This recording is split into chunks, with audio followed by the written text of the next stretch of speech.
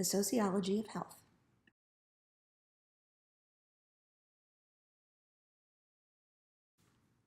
The World Health Organization defines health as a state of complete physical, mental, and social well-being. That's setting the bar pretty high. Most of us probably don't always enjoy a complete sense of physical, social, and mental well-being, but it does remind us that health is about more than just the state of our bodies. Epidemiology is a term which refers to the study of health and disease across a population. The photos, by the way, are from a Tumblr called Women Laughing Alone with Salad. It was started by someone who noticed that magazine articles about health, nutrition, or weight loss for women were almost always accompanied by a stock photo of a woman, alone, seemingly laughing, with a bowl of salad. There's also a companion Tumblr called Women Laughing Alone with Yogurt.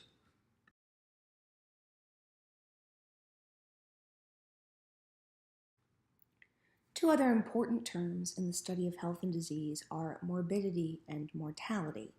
Morbidity refers to the state of being sick or having a disease, or the incidence or rate of a disease in a population, whereas mortality refers to death or the death rate in a population.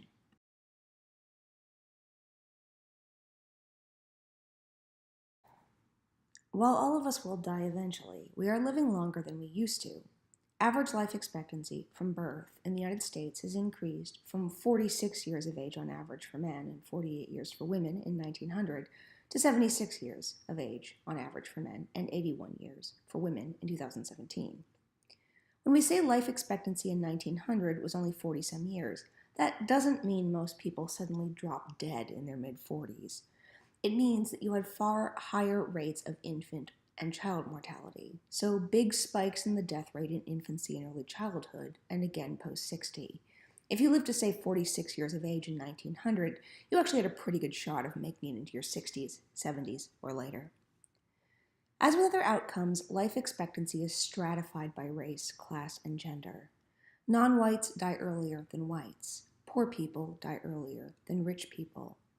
A child born in Mississippi, one of the poorest states in the country, can expect to live about 74.9 years, whereas a child born in California, a more affluent state, can expect to live about 80.8 years. Gender stratification goes differently here, with men being more disadvantaged than women health-wise, even though they are generally better off financially. Why is that? Some is biological. Male fetuses, for example, are more likely to die in utero than female fetuses, and males are more likely to die of hereditary diseases. Men are more likely to suffer from cardiovascular illnesses too, which may be a combination of biological factors and social or lifestyle ones. Men are more likely to smoke or drink heavily, for example, and may experience more lifetime stress. Men are also more likely to be victims of homicide, fatal accidents, and suicide.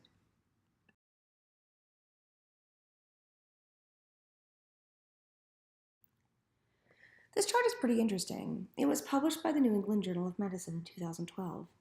These are causes of death per 100,000 people in the population in 1900 versus 2010. You can see some significant changes between what killed us 100 years ago and how we die now. First of all, the total death rate has fallen. People of all ages had a higher risk of mortality back then due to simple things like lack of antibiotics or vaccines. For example, diphtheria, a contagious disease that was a major killer of babies and children, has mostly been eradicated through vaccines, so you don't see it as a leading cause of death in the 2010 column. People, especially the very young and very old, do still die of diseases like the flu or conditions like pneumonia, but our ability to treat these conditions has improved dramatically. Heart disease and cancer are our biggest killers now, and the fact that more Americans die from cancer than used to can represent both good and bad news. We might be more likely to develop cancer now due to increased exposure to environmental toxins or tobacco smoke, for example. That's bad news. But cancer is another disease that tends to strike in middle or old age. If more of a population is dying from cancer, that often means they're living long enough to get it. So, in a weird way, that's good news. The infant who would have died of diphtheria in 1900 can now live into her 80s, where she can die of bladder cancer instead. Since most of us would rather die in advanced old age than when we are young, that can be considered a positive development.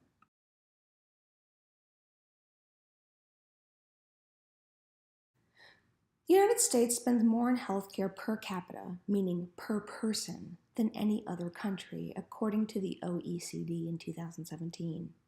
Ironically, the United States also remains one of the only wealthy countries on earth without universal health care provided to all citizens of a country, regardless of their individual ability to pay. In spite of the fact that we don't do government-funded health care for all, as Canada, France, or the UK do, for example, both individual citizens and the US government still pay more per capita, per person, in healthcare costs than those countries do. We'll talk about that in a second. So, if our healthcare system is the most expensive on earth, that also means we're the healthiest, right? Unfortunately, no.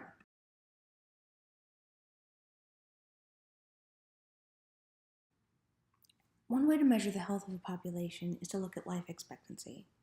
Our life expectancy is higher than those of poor countries, like, say, Mexico or Turkey. Average life expectancy at birth in Mexico is a little over 74 years of age. In the United States, it's around 4 years longer, a little over 78 on average. But if you compare us to other wealthy nations, we aren't doing so well. For example, someone in the UK can expect 3 years on average more than the average American, dying at about 81 years of age on average. And the average Japanese citizen can expect to live about 5 years longer than the average American can.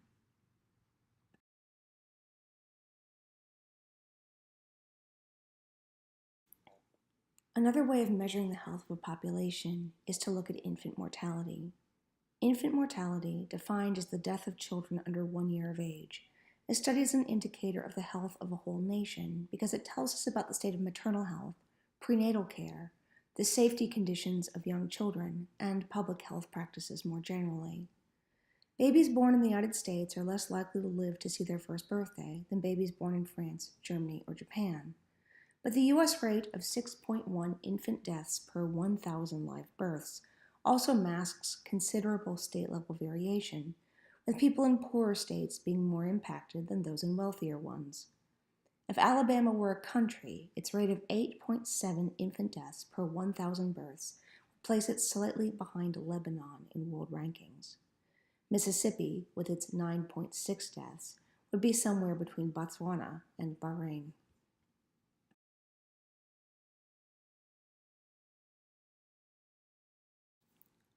Why are we less healthy than people in other wealthy nations? Why don't we live as long? One potential explanation has to do with lifestyle diseases. These are diseases linked to lifestyle choices, such as smoking, overeating, or lack of exercise.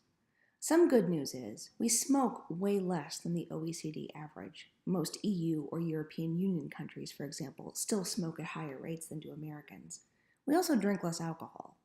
But we are the most obese country on earth, with 38% of the population obese in 2015.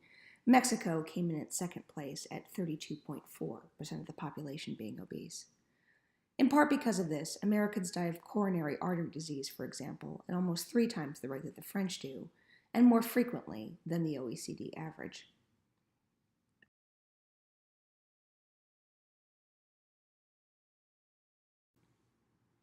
Another reason we aren't that healthy has to do with our unusual healthcare system.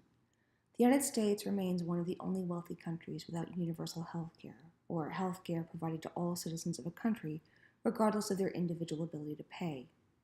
About 10.4% of Americans are currently without health insurance, down from about 18.2% in 2010, which was before the passage of the ACA or Obamacare.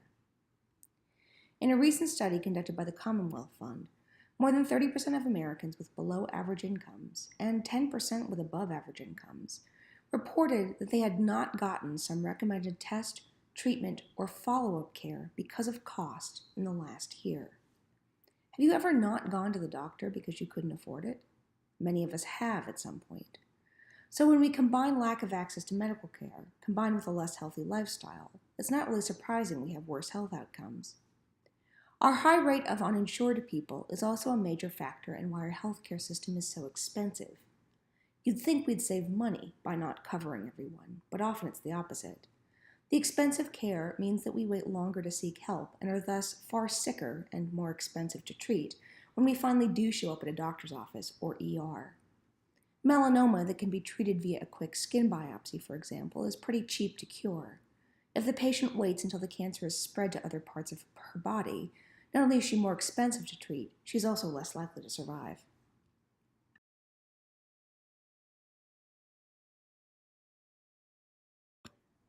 In the same way that people play multiple roles, as our genders, our races, our occupations, etc., being sick is its own role with its own expected behaviors, and a special set of rights and obligations, too. Sociologist Talcott Parsons was interested in the way that being sick functioned as a social role. He argued being sick created a temporary state of sanctioned deviance for the sick person. Once a person assumed the identity of a sick person, they could act in ways that they would not normally be allowed to. They could not go to work. They could sleep all day. They could be helped and cared for by other people. Even, in the case of long-term illness, be financially supported by other people. In some ways, being sick is pretty sweet. It's an excuse for almost anything. You don't have to return calls or emails. You don't have to be polite to people. You can even vomit on yourself and make other people clean it up for you. However, he argued, the sick person does have some obligations too. They must seek out care, follow doctor's orders, and try to get well.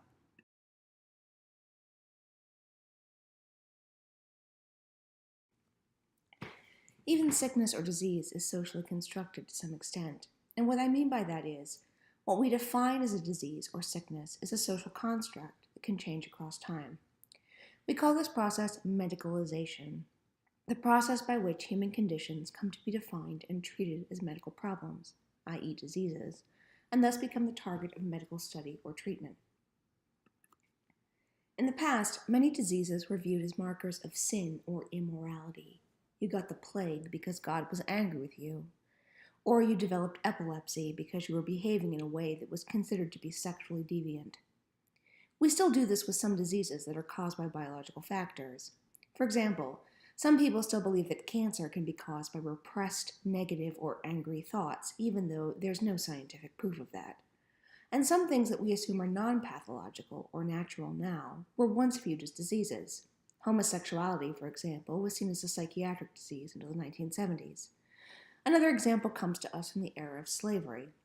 In 1851, a Mississippi doctor named S.A. Cartwright argued that there was a distinct mental illness, he called it drapetomania, that made slaves obsessed with running away. According to Cartwright, a psychologically healthy slave would be happy to be a slave and wouldn't try to escape. This is the example of the medicalization of something people in our time would see as a natural desire, to be free. It's also an example of what we call pseudoscience, a fake or fraudulent scientific claim.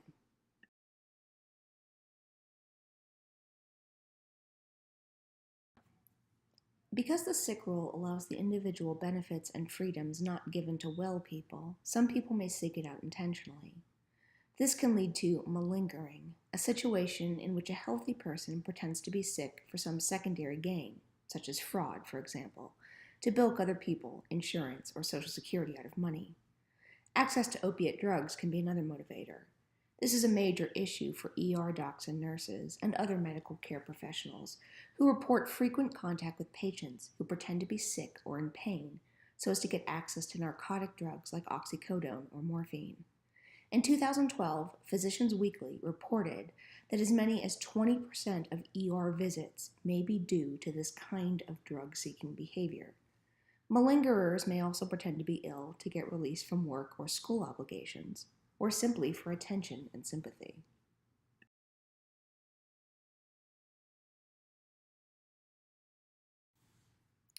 Related to malingering are what mental health professionals call factitious disorder imposed on self, or factitious disorder imposed on others, conditions also popularly known as Munchausen syndrome or Munchausen syndrome by proxy.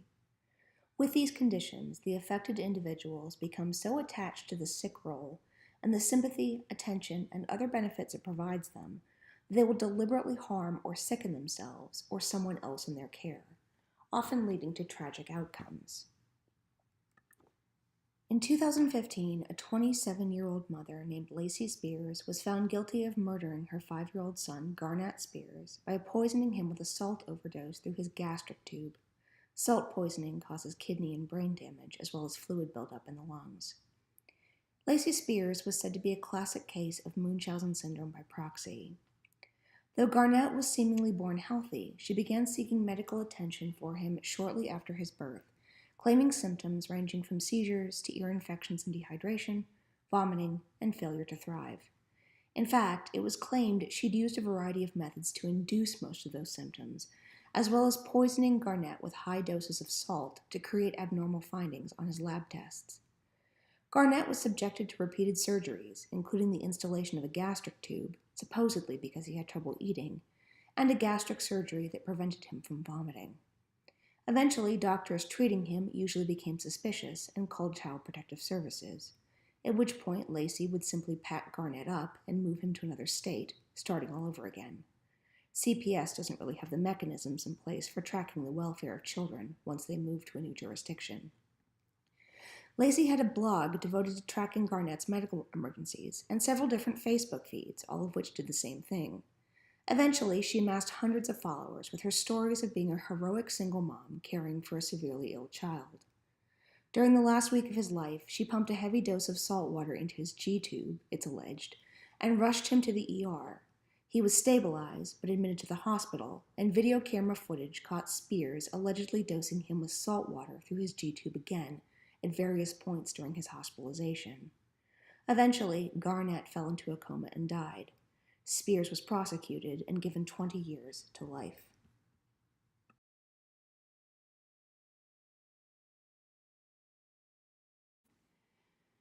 Mental health is one very important facet of overall population health, even though mental illnesses and mood disorders are still less understood and often more stigmatized than illnesses that strike other parts of the body besides the brain. Approximately 17.9% of the U.S. population suffers from a diagnosable mental illness or mood disorder in any given year. Many of these will be mood disorders like depression, anxiety, or PTSD, post-traumatic stress disorder. Think about that. As a society, we still often feel shame about mental illness, but they are in fact incredibly common. Total lifetime risk may be as high as 46%, meaning almost half of us will suffer from one of these conditions at some point during our lives. That's a pretty good argument for doing away with shame or stigma surrounding mental illness. The column on the right-hand side shows annual incidents broken down by most common diagnoses.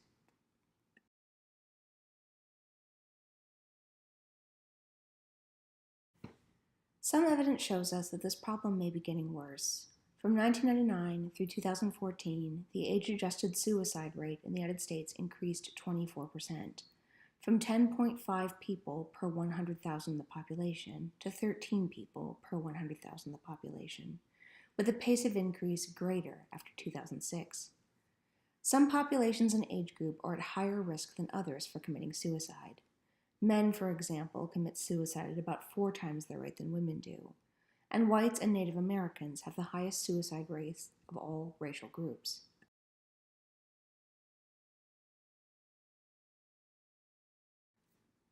Most people assume that suicide is a disease of the young, and in fact, it is the second leading cause of death for people in the 15 to 34-year-old age group.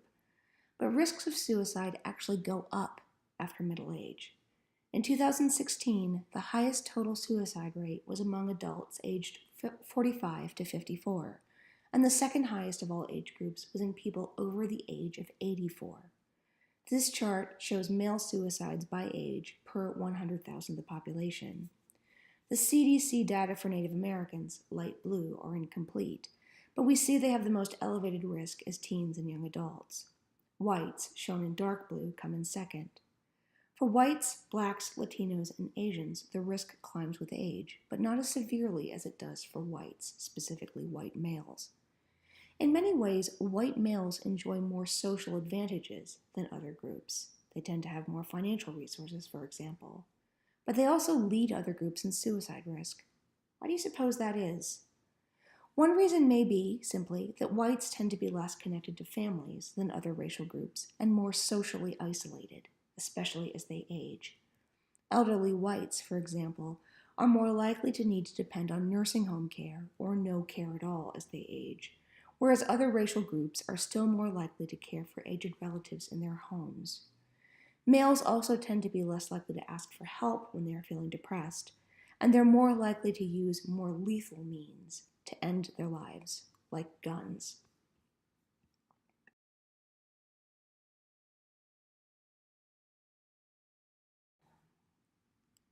Risk of suicide actually rises with age then, peaking in the 75 plus age group.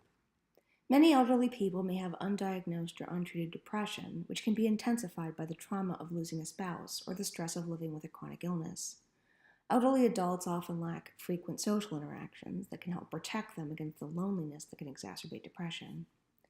Other risk factors include gender, with men at higher risk than women, and race, with whites and Native Americans experiencing higher risk. Social isolation, as a whole, is also a risk factor. GLBT, gay, lesbian, bisexual, and transgender populations show elevated rates of suicidality, possibly due to stress or social rejection, as do military personnel and police and other first responders, likely due to a combination of both job stress and trauma and access to lethal means, like guns.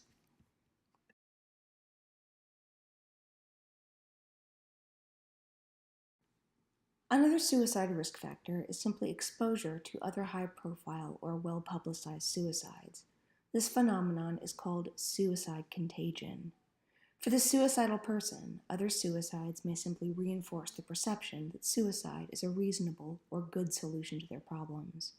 The death by suicide of celebrity Robin Williams, for example, was followed by a noticeable spike in suicides in the general population, accounting for as many as 2,000 additional deaths by suicide.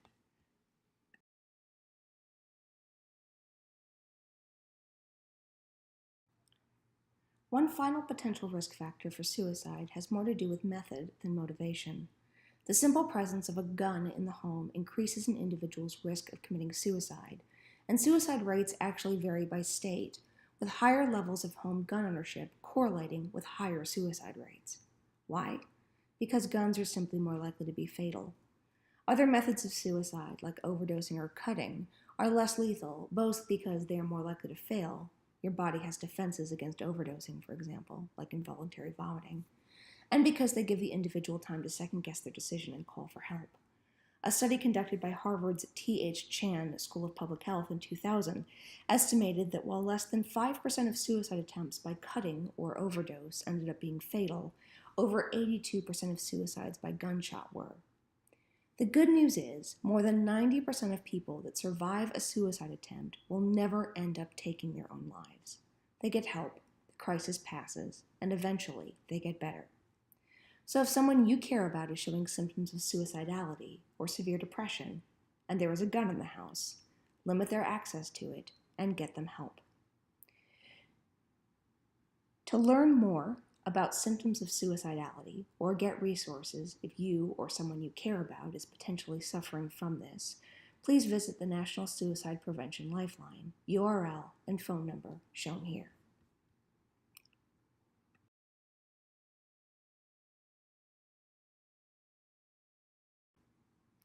One other significant social problem in the United States relates to how we as a society care for people with severe, long-term mental illness.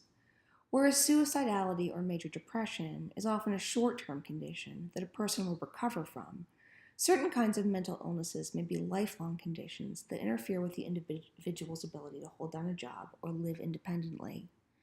Such individuals are an especially vulnerable population. Before the 1960s and 70s, it was common for people with lifelong, severe mental illnesses, like severe schizophrenia, to live in institutions, psychiatric hospitals, or what were sometimes called insane asylums. Deinstitutionalization describes a social process of shifting care for the mentally ill from inpatient psychiatric hospitals to outpatient care programs, or unfortunately, often no sustained treatment at all. The process of deinstitutionalization, the closing down of psychiatric hospitals, really began in earnest in the US in the 1960s and 1970s and was a result of several factors. Investigative journalism, academic ethnography, and in some cases fictional explorations, such as the novel and then movie One Flew Over the Cuckoo's Nest, of conditions in so-called insane asylums or mental hospitals began to raise public awareness of the terrible, often abusive conditions in these facilities. The invention of the first psychotropic drugs in the 1950s, like the antipsychotic Thorazine, also allowed for some hope that conditions like schizophrenia could be managed effectively enough that the sufferer could live a normal and productive life.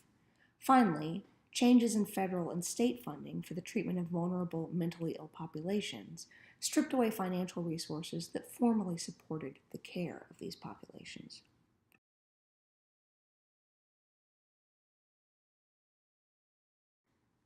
One practice that drove public demand for changes in mental health treatment was the abuse of so-called civil or involuntary commitment. We still have involuntary commitment for the mentally ill today, but before the 1950s, there was no professional consensus over when it was appropriate and no court-supervised process for depriving a person who had not committed a crime but was nonetheless considered to be unable to care for themselves due to reasons of mental defect or illness of their most basic freedoms. As a result, people could be locked away in psychiatric institutions for years on the say-so of a single doctor or family member.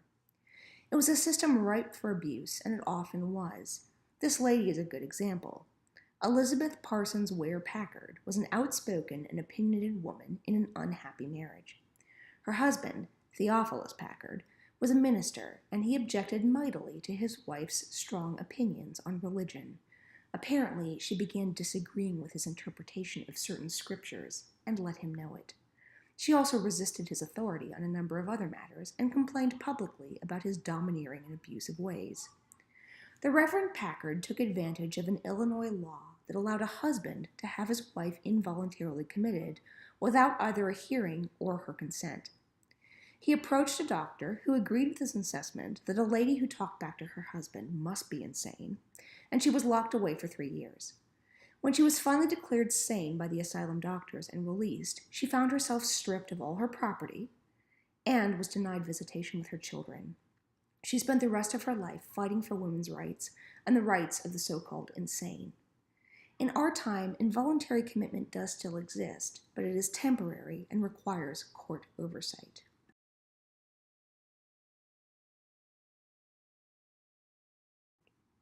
It's good that we aren't as quick to institutionalize someone without due process. But because deinstitutionalization was not followed by the creation of enough community-based treatment options, the seriously mentally ill were released from asylums in many cases and left to live on the streets. People with severe mental illness are thought to be only about 6% of the population, but they make up an estimated 25% of the homeless population. They are also overrepresented in prisons. Mentally ill people are not usually dangerous. They are far more likely to be victims of crimes than perpetrators. So when they do end up in prison, it isn't usually for committing violent crimes. Usually it's for more minor offenses, trespassing, shoplifting, for example, simply to get something to eat, or parole violations because they can't stick to their release conditions from previous prison stints. Some, for example, may drink or use drugs to self-medicate, or they may be unable to keep appointments with parole officers or counselors. In order to be considered to have adequate mental health facilities, a state should have about 50 inpatient psychiatric treatment beds per 100,000 of the population. No state has that many, but Texas is ranked 42nd in the nation with 8 beds per 100,000 people in our population. A seriously mentally ill person in Texas is 8 times more likely to end up in prison than they are to end up in a mental health facility.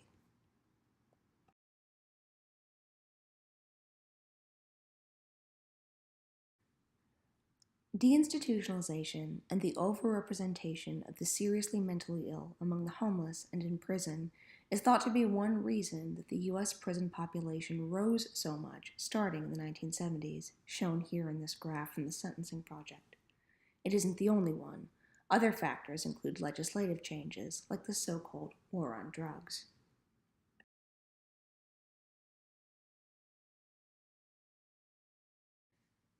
With the long-term care of the severely mentally ill, the question becomes, how do you balance individual freedom with the moral requirement to take care of our society's most vulnerable people? And, just as significantly, are we willing to fund it? These are questions we, as a society, have not yet answered. This concludes this lecture on the sociology of health. Thank you for listening.